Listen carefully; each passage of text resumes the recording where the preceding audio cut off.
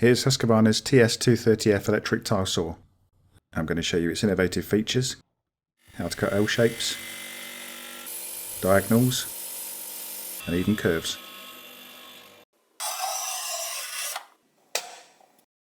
First of all, let's see what you get in the box.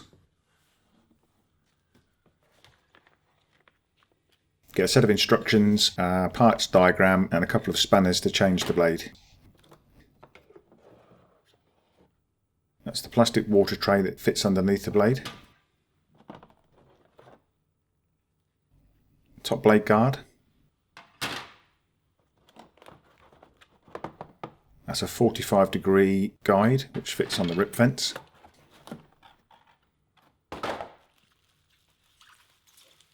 That's the rip fence, quite unusual. I'll explain how that works to you in a minute.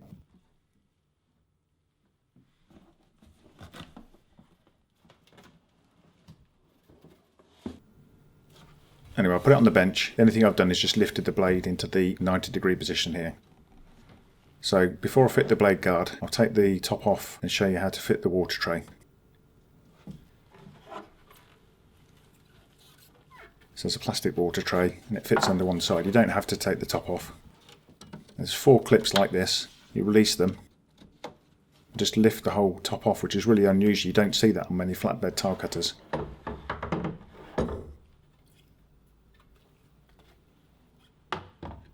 So slide it underneath. I'm just going to take the blade guard off. You can leave it in place, just so you can see where it fits. Now fix it up under the blade. The blade guard's got like AstroTurf fitted onto it, which is really effective at cutting down the spray.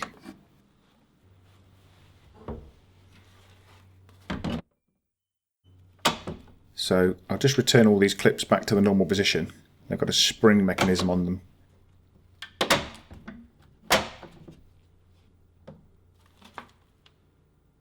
And just firmly bang the bed back down into place.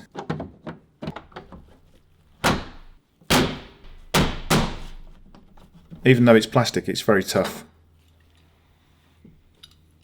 So the blade guard's made of aluminium. Set that to the appropriate height of your tile that you're cutting. The guard's nice and short, which is quite useful for cutting L-shaped cuts. You can see exactly what you're doing without getting sprayed too much. So here's the rip fence I was explaining earlier. There's a rib on the underside of the fence which goes into these slots, which are placed all the way along and parallel to the blade. So you just locate it into a slot about the right distance away from the blade for the size of the tile that you want to cut. Lock it down, both ends. And this part always stays parallel to the rip fence.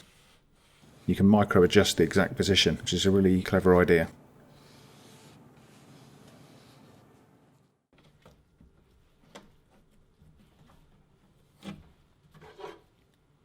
So the 45-degree guide just fits into a little slot on the edge of the rip fence. I'm going to show you with a piece of tile. So let's set this back a little bit. Lock it down. And set the distance between the blade and the rip fence.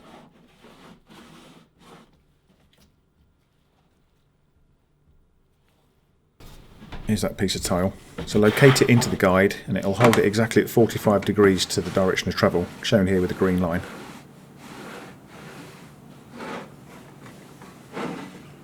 I forgot to show you earlier, the whole motor assembly goes over an angle a bit like a wood sawing machine. It keeps the water tray in contact with the bottom of the wheel. I'll show you that again with the bed fitted.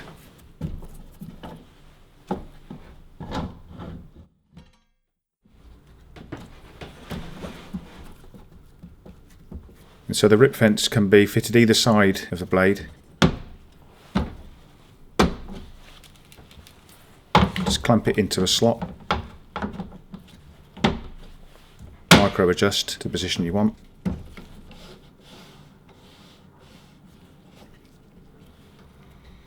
Any water that gets in the bed is collected around the edges and feeds back down into the water tray underneath. Rather than making a mess of a brand new machine, Husqvarna UK have very kindly lent us this demo machine. It's about 5 years old.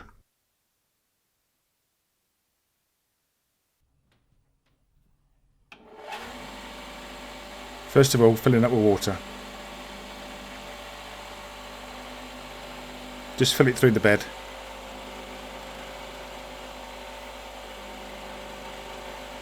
And the way to know if it's full enough is to look at the front of the blade guard. When the water starts dripping off the front like this, that's enough, don't overfill it.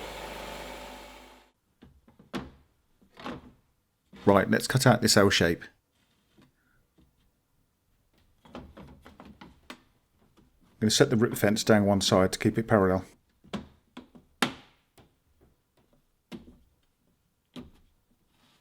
Set it somewhere near, then micro adjust and just lock it down.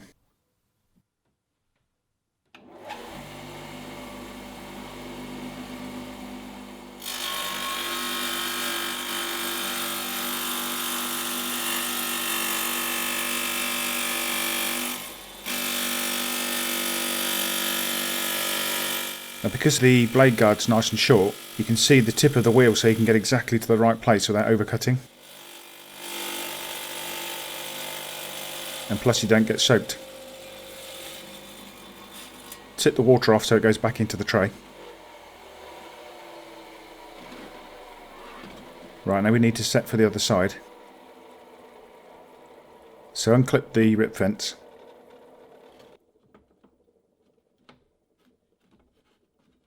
Then move it in roughly to the right position. Doesn't have to be exact. Just get your line.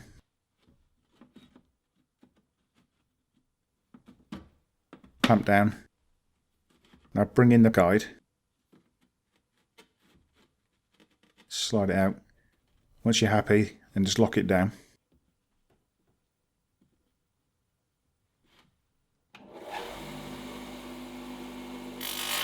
The same thing again. Just push it all the way through. Actually, I should have tightened the blade guard a little bit, it's just falling down. Push it all the way through to the very end. Perfect L shape with no overcut.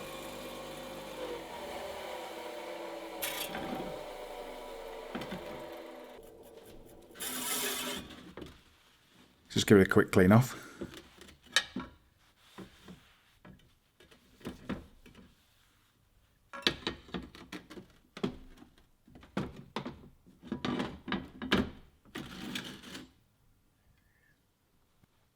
Right, next we're going to do 45 degrees using the guide. This is a bit of quite hard porcelain.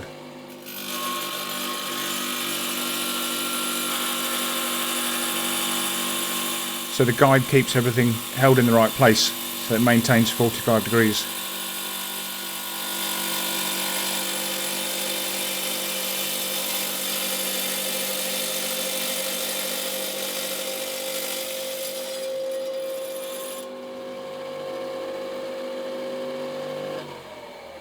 You can see there's not too much splashing at all. Yeah, just give it a quick clean over. And you can get repetitive pieces very easily.